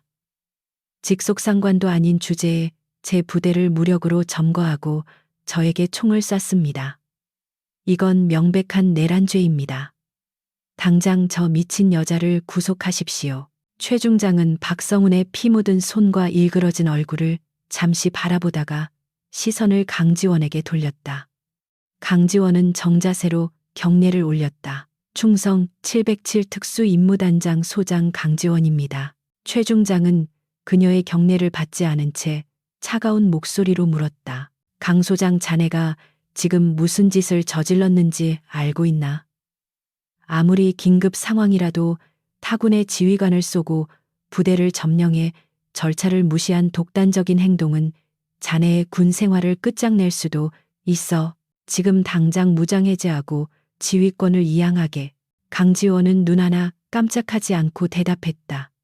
절차를 지키느라 부하를 죽게 내버려두는 지휘관보다는 군복을 벗더라도 부하를 살리는 지휘관이 되겠습니다. 그리고 지휘권을 이양하기 전에 본부장님께서 반드시 보셔야 할 것이 있습니다. 그녀는 박성훈이 그토록 감추려 했던 서버와 연결된 대형 스크린을 가리켰다. 최 중장이 의아한 표정을 짓는 사이 강지원은 기술 담당관에게 신호를 보냈다. 재생해. 엔터키가 눌러지자 스크린에 복구된 영상 파일 하나가 재생되기 시작했다. 화면 속에는 박성훈 대령이 화려한 유흥주점에서 낯선 외국인들과 술잔을 기울이는 모습이 선명하게 나타났다. 화질은 깨끗했고 음성 또한 또렷했다. 박성훈은 거만하게 웃으며 말했다. 걱정 마십시오. 대한민국 군대는 제 손바닥 안에 있습니다. 이번 신형 무기 도입 사업 제가 책임지고 당신들 회사로 낙찰되게 해주겠습니다. 대신 내 몫은 스위스 계좌로 잊지 말고 넣어주시고. 아, 그리고 그 골치 아픈 놈 하나 있는데 쥐도 새도 모르게 처리해서 바다에 던져버릴 테니 신경 쓰지 마쇼. 영상을 본 최 중장의 얼굴이 흑빛으로 변했다. 단순히 뇌물을 받는 수준이 아니었다. 국가 안보와 직결된 무기 도입 사업을 외국 방산업체에 팔아넘기려 한 매국 행위가 적나라하게 담겨 있었다. 게다가 살인 교사 혐의까지 제 입으로 시인하는 꼴이었다. 상황실에 있던 모든 수사관과 해병대 장교들이 경악을 금치 못했다. 그동안 박성훈을 따르던 참모들은 배신감과 공포에 질려 고개를 숙였다. 그들은 자신들이 모시던 지휘관이 단순한 비리군인이 아니라 국가를 배신한 스파이였다는 사실에 치를 떨었다. 박성훈은 화면을 보며 비명을 질렀다. 저거 조작이야. 딥페이크라고 요즘 기술이 얼마나 좋은지 알아. 저 여자가 나를 함정에 빠뜨리려고 만든 가짜 영상이야. 그는 발악하며 결백을 주장했지만 이미 대세는 기울어져 있었다. 강지원은 차가운 눈빛으로 그를 내려다보며 말했다. 조작이 영상 말고도 거래 내역 통화 녹음, 그리고 네가 3구역에 숨겨둔 마약 창고의 위치까지 전부 확보했다. 네가 믿던 그 뒷배들도 이 영상을 보면 너를 손절할 텐데 아직도 상황 파악이 안 되나? 강지원은 얘기를 박듯 다음 파일을 열었다. 그것은 박성훈이 자신의 정치적 후원자들에게 상납한 자금 리스트인 이른바 박성훈 리스트였다. 리스트에 적힌 이름들이 스크린에 나열되자 최 중장은 숨을 들이켰다. 그 중에는 국회 국방위원장을 비롯해 군내 실세들의 이름이 수두룩했다. 이것이 공개되면 군 수뇌부는 물론 정권 전체가 흔들릴 수 있는 메가톤급 스캔들이었다. 최 중장은 이 사안이 자신의 손을 떠났음을 직감했다. 이것은 덮을 수 있는 문제가 아니었다. 최 중장은 잠시 눈을 감았다가 떴다. 그의 눈빛이 바뀌었다. 이제 그는 박성훈을 보호하려던 입장에서 그를 철저히 단죄하여 꼬리 자르기를 해야 하는 입장으로 돌아섰다. 그는 헌병들에게 명령했다. 박성훈 대령을 긴급 체포한다. 혐의는 군사기밀 유출, 뇌물, 수수, 특수 감금 및 살인 미수다. 지금 즉시 압송해. 입에 재갈을 물려서라도 조용히 시켜. 헌병들이 박성훈에게 달려들었다. 박성훈은 격렬하게 저항했지만 이번에는 누구도 그를 도와주지 않았다. 이거 내가 누군지 알아. 삼촌 장관님 전화 좀 하게 해줘. 이건 음모야. 박성훈은 끌려나가면서도 끝까지 추악한 모습을 보였다. 그가 질질 끌려나가는 모습은 한때 절대 권력을 휘두르던 자의 말로 치고는 너무나 비참했다.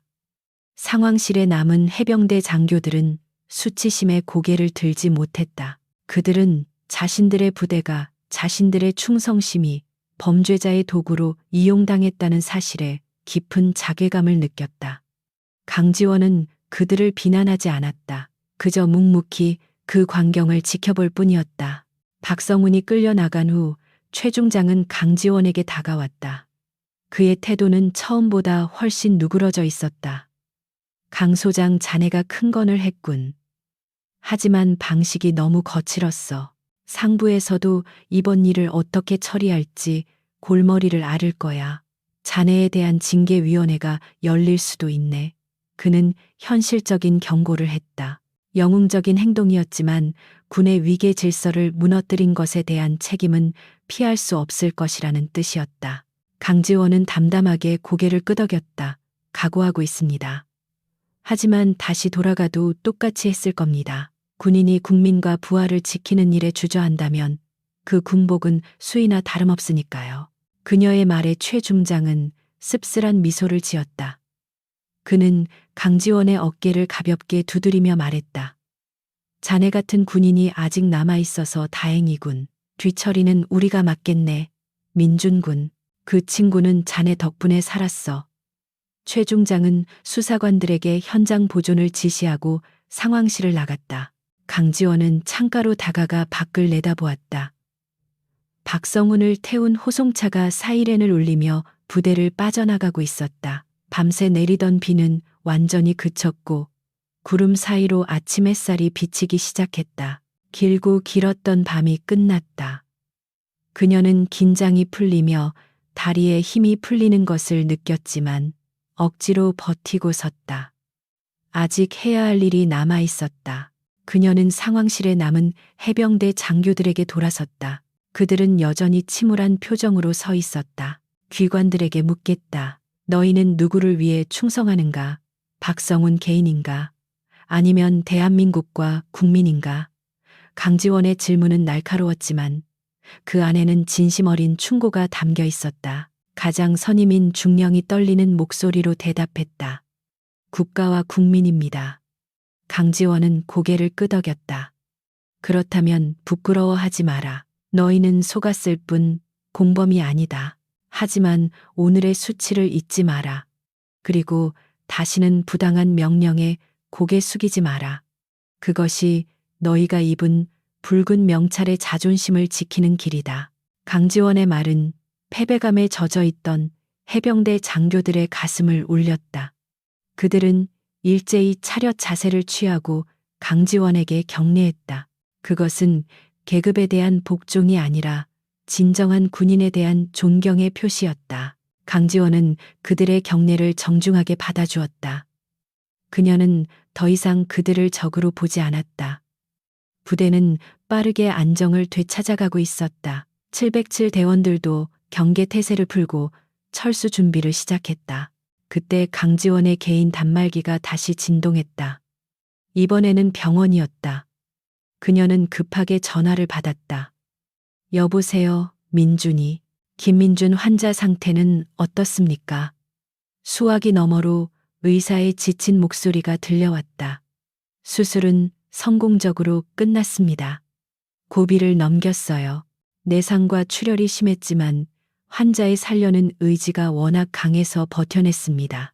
이제 회복실로 옮길 예정입니다. 생명에는 지장이 없습니다. 그 말을 듣는 순간 강지원은 참았던 숨을 한꺼번에 토해냈다. 감사합니다. 정말 감사합니다. 천하의 백호 강지원의 눈가에 기어이 물기가 맺혔다. 전쟁터에서도 수많은 사선을 넘으면서도 흘리지 않았던 눈물이었다. 그녀는 전화를 끊고 젖은 눈으로 하늘을 올려다보았다. 민준이 살았다. 그녀가 모든 것을 걸고 지키려 했던 생명이 정의가 죽지 않고 살아남았다. 철수한다. 강지원이 알파팀에게 명령했다. 대원들은 밝은 표정으로 장비를 챙겼다. 그들도 민준의 생환 소식을 전해 듣고 환호했다. 헬기로 돌아가는 길, 젖은 흙바닥은 여전히 질척거렸지만 강지원의 발걸음은 깃털처럼 가벼웠다. 그녀는 이제 군인으로서 그리고 스승으로서 가장 편안한 마음으로 제자를 보러 갈 수 있게 되었다. 헬기가 다시 이륙하여 포항의 하늘을 가로질러 날아올랐다. 아래로 보이는 바다는 아침 햇살을 받아 눈부시게 반짝이고 있었다. 어젯밤에 지옥 같던 어둠은 흔적도 없이 사라졌다. 강지원은 창밖을 바라보며 깊은 생각에 잠겼다. 이번 사건으로 인해 그녀는 많은 적을 만들었을 것이다. 앞으로 닥쳐올 시련과 압박은 만만치 않을 것이다. 하지만 그녀는 두렵지 않았다. 그녀에게는 지켜야 할 신념이 있었고 그녀를 믿고 따르는 부하들이 있었기 때문이다. 무전기로 최소령의 목소리가 들려왔다. 장군님 수고하셨습니다. 본부에서 샴페인이라도 준비해야 하는 거 아닙니까? 장난스러운 부관의 목소리에 강지원은 피식 웃었다. 샴페인은 무슨, 복귀하면 전원 군장 구보시켜 임무다. 작전 중에 실수한 놈들 다 기억하고 있으니까 각오해. 그녀의 농담 섞인 호통에 헤드셋 너머로 대원들의 앓는 소리가 들려왔다. 그것은 살아남은 자들만이 누릴 수 있는 행복한 불평이었다. 강지원은 눈을 감고 헬기의 진동을 느꼈다.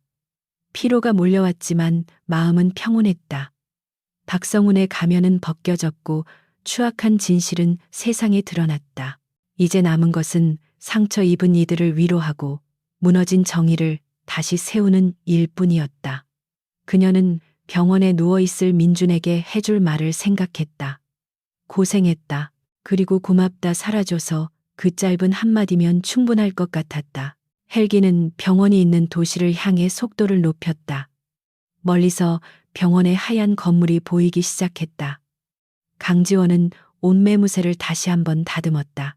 전장의 지휘관에서 이제는 따뜻한 스승으로 돌아갈 시간이었다. 그녀의 입가에 옅은 미소가 번졌다.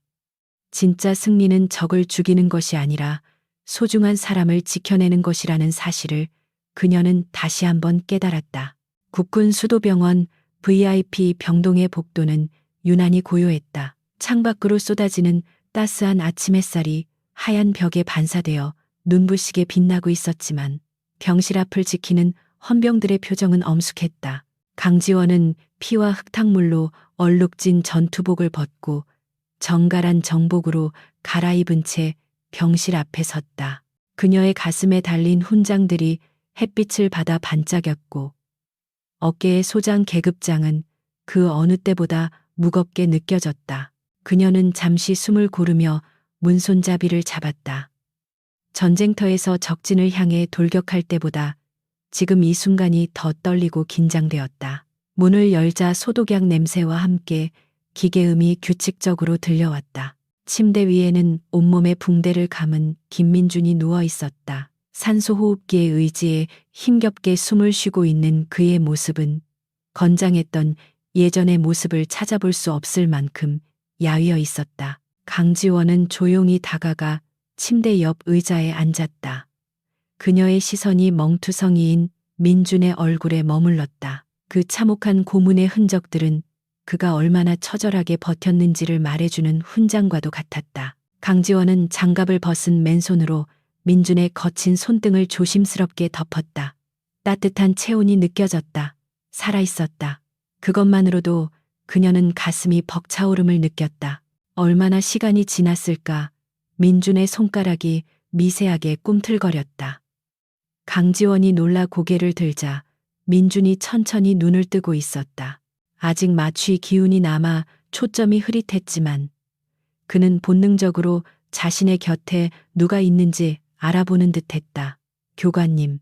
산소 마스크 너머로 들리는 목소리는 거칠고 갈라져 있었지만 분명한 그녀의 제자였다. 강지원은 급히 몸을 숙여 그와 눈을 맞췄다. 그래 민준아, 나 여기 있다. 이제 괜찮아.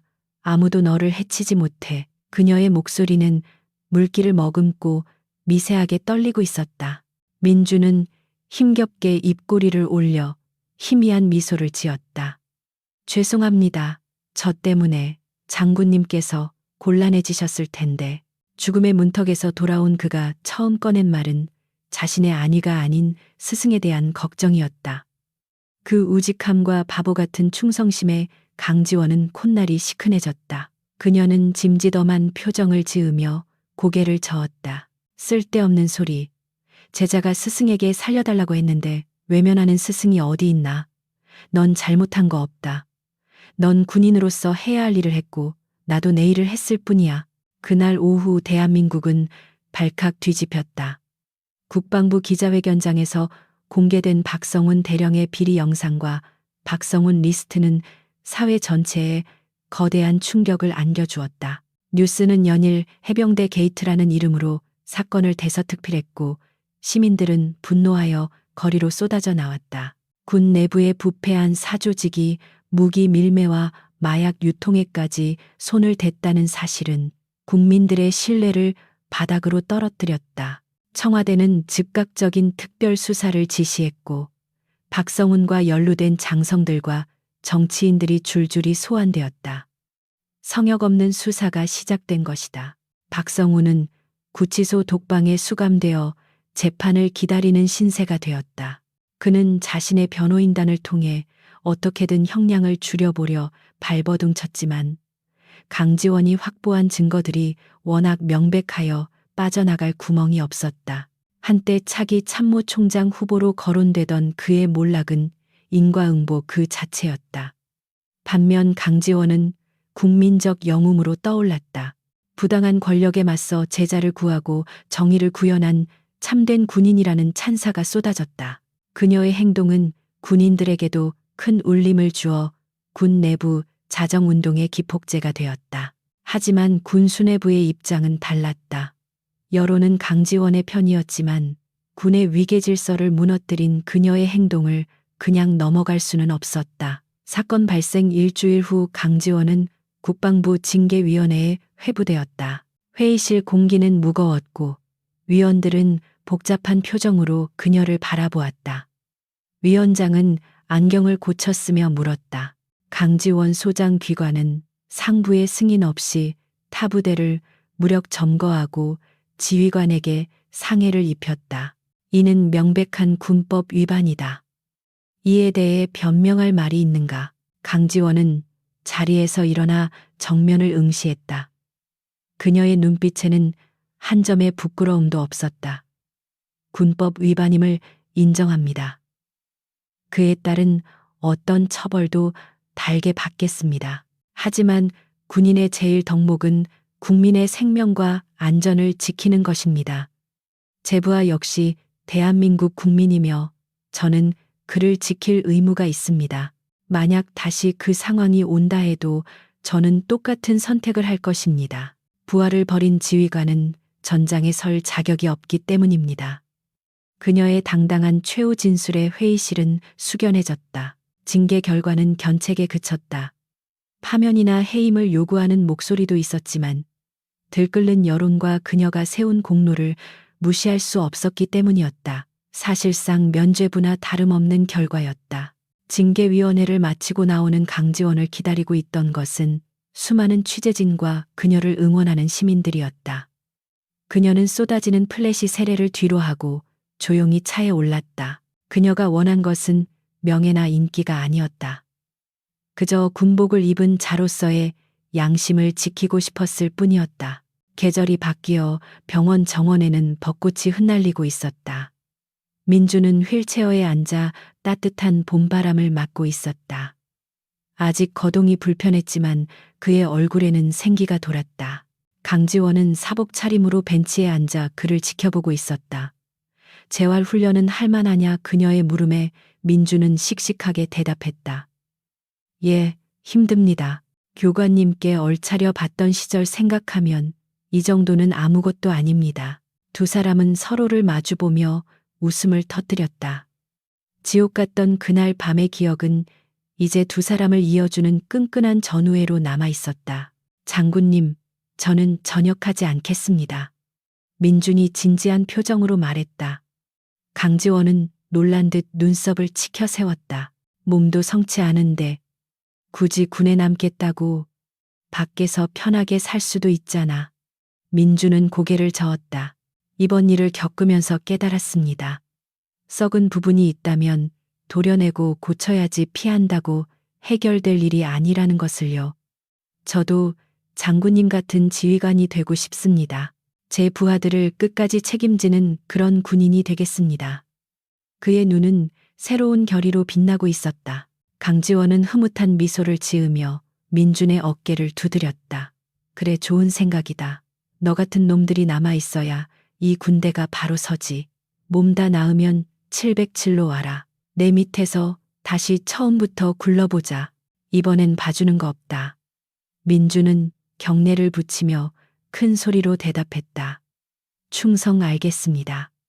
벚꽃잎이 두 사람의 어깨 위로 소복이 내려앉았다.